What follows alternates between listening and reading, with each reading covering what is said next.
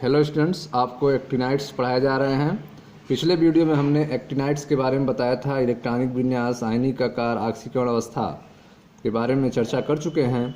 आइए देखें, इसका चौथा हेडिंग है सामान्य अभिलक्षण तथा लैंथेनाइडों से तुलना। ठीक है, तो एक्टिनाइडों की सामान्य अभिलक्षण की चर्चा करते हैं और इसकी तुलना जो है लैंथेनाइडों से किया जाएगा। तो ध्यान से समझें।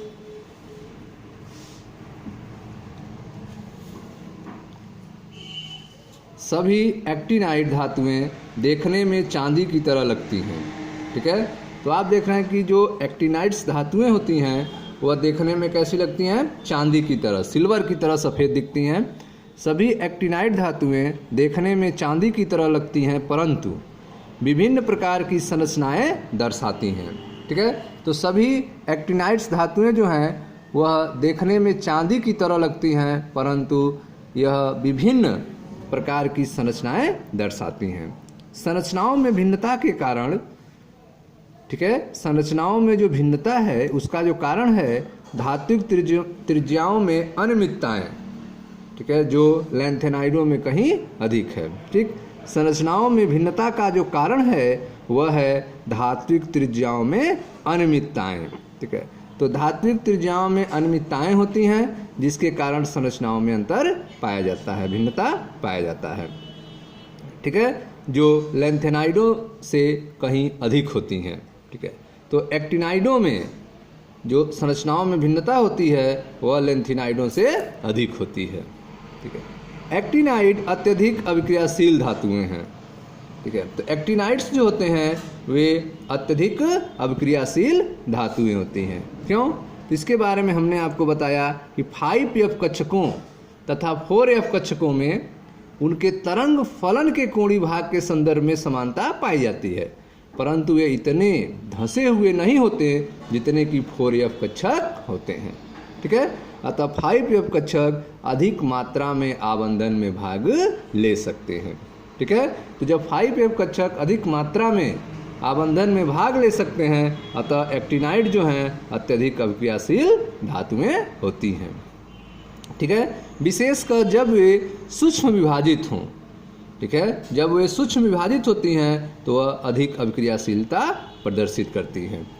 इन पर उबलते हुए जल की क्रिया से ऑक्साइड तथा हाइड्रोक्साइड का मिश्रण प्राप्त होता है।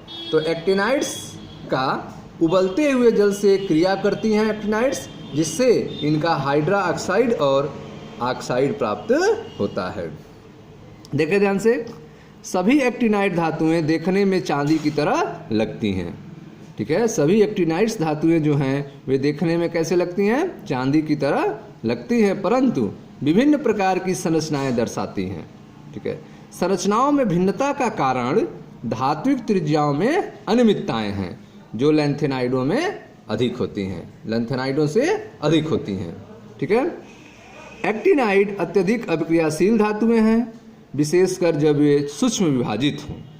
इन पर उबलते हुए जल की क्रिया से ऑक्साइड तथा हाइड्रोक्साइड का मिश्रण प्राप्त होता है और अधिकांश अधातुओं से संयोजन सामान्य ताप पर होता है। ठीक है, तो आप देख रहे हैं कि एक्टिनाइडों का अधातुओं से संयोजन जो है वह सामान्य ताप पर होता है। हाइड्रोक्लोरिक अम्ल सभी धातुओं को प्रभावित करती हैं। ठीक है, जो HCl है, हाइड्रोक्लोरिक अम्ल जो है वह सभी धातुओं को प्रभावित करती हैं, परंतु अधिकतर धातुएं नाइट्रिक अम्ल द्वारा अल्प प्रभावित होती हैं। ठीक है, तो हाइड्रोक्लोरिक अम्ल सभी धातुओं को प्रभावित करता है, परंतु अधिकतर धातुएं नाइट्रिक अम्ल द्वारा अल्प प्रभावित होती हैं। ठीक है, आगे देखें ध्यान से।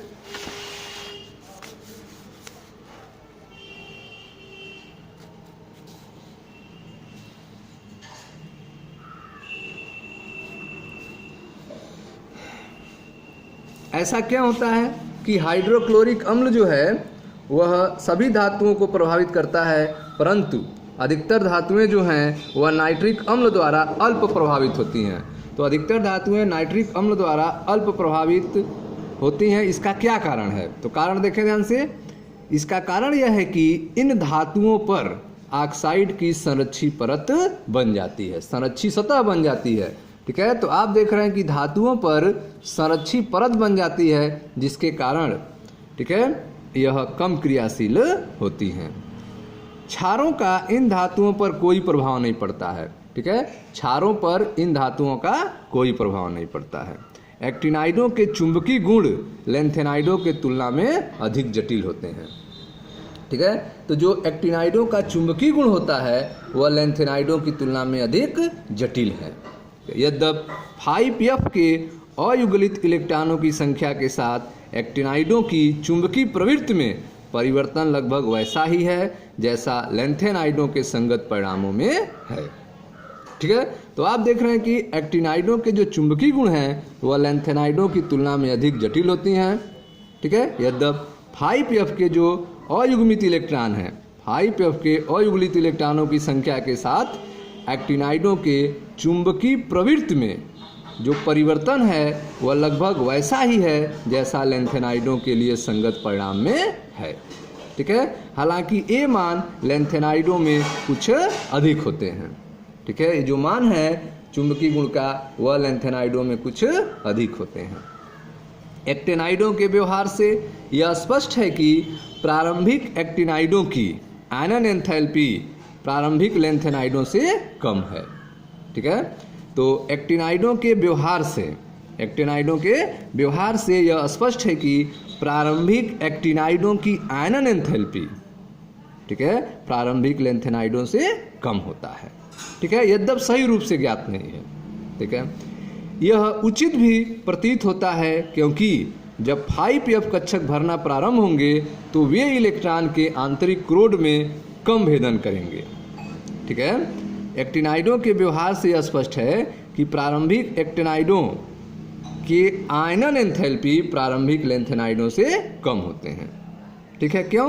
क्योंकि जब 5F कक्षक भरना प्रारंभ होंगे तो वे इलेक्ट्रॉनों के आंतरिक क्रोड में कम भेदन करेंगे। ठीक है, इसीलिए 5F इलेक्ट्रॉन नाभिकीय आवेश संगत लैंथेनाइडों के 4F इलेक्ट्रॉनों की तुलना में अधिक प्रभावी रूप से परिचित होंगे। ठीक है, तो आप देख रहे हैं कि यही कारण है, इसीलिए 5F इलेक्ट्रॉन जो हैं वह नाभिकीय आवेश संगत लैंथेनाइडों की 4F इलेक्ट्रॉनों की तुलना में अधिक प्रभावी रूप से परिरक्षित होंगे। ठीक है, एक्टिनाइडों में बाह्य इलेक्ट्रॉन कम दृढ़ता से जकड़े आबंधन के लिए उपलब्ध होते हैं। ठीक है, तो एक्टिनाइडों में जो बाह्य इलेक्ट्रॉन होते हैं वह कम मजबूती से बंधे होते हैं। एक्टिनाइडों में बाह्य इलेक्ट्रॉन कम दृढ़ता से जकड़े आबंधन के लिए उपलब्ध होते हैं। आगे देखें ध्यान से। विभिन्न लक्षणों के संदर्भ में जिनका विवेचन ऊपर किया जा चुका है, एक्टिनाइडों की लैंथेनाइडों से तुलना करने पर हम पाते हैं कि एक्टिनाइडों में लैंथेनाइडों की तरह व्यवहार श्रेणी के दूसरे भाग तक पहुंचने तक सुस्पष्ट नहीं होता है। ठीक है, एक्टिनाइडों में लैंथेनाइडों की तरह जो व्यवहार है वह श्रेणी के दूसरे भाग तक पहुंचने तक सुस्पष्ट नहीं होता है। फिर भी प्रारंभिक एक्टिनाइडों भी ठीक है प्रारंभिक एक्टिनाइड भी लैंथेनाइड की तरह आपस में सन्निकट समानताएं दर्शाते हैं। ठीक है, फिर भी प्रारंभिक एक्टिनाइड भी लैंथेनाइडों की तरह आपस में सन्निकटन समानताएं दर्शाने में तथा गुणों के क्रमिक परिवर्तन प्रदर्शित करने में मिलते जुलते हैं। ठीक है, जिनमें ऑक्सीकरण अवस्था का परिवर्तित होना सम्मिलित नहीं है। ठीक है, तो इसमें जो है ऑक्सीकरण अवस्था का परिवर्तित होना शामिल नहीं किया गया है। तो आप देख रहे हैं कि विभिन्न लक्षणों के संदर्भ में जिनका विवेचना अभी ऊपर किया गया है, एक्टिनाइडों की लैंथेनाइडों से तुलना करने पर हम पाते हैं कि एक्टिनाइडों में लैंथेनाइडों की तरह का व्यवहार श्रेणी के दूसरे भाग तक पहुंचने तक सुस्पष्ट नहीं होता है। फिर भी प्रारंभिक एक्टिनाइडों में ठीक है प्रारंभिक एक्टिनाइड भी लैंथेनाइड की तरह आपस में सन्निकट समानताएं दर्शाने में तथा गुणों में क्रमिक परिवर्तन प्रदर्शित करने में मिलते जुलते हैं। ठीक है, जिनमें ऑक्सीकरण अवस्था परिवर्तित होना शामिल नहीं किया गया है। ठीक है, लैंथेनाइड तथा एक्टिनाइड आकुंचन का तत्वों के आकार पर विस्तृत प्रभाव पड़ता है। ठीक है। तो लैंथेनाइड भी आकुंचन होता है और एक्टिनाइड का भी आकुंचन होता है। तो लैंथेनाइड तथा एक्टिनाइड आकुंचन का तत्वों के आकार पर विस्तृत प्रभाव पड़ता है और इसीलिए संगत आवर्त में उनके आगे आने वाले तत्वों के गुणों पर भी प्रभाव पड़ता है। ठीक है। लैंथेनाइड आकुंचन अधिक महत्वपूर्ण है।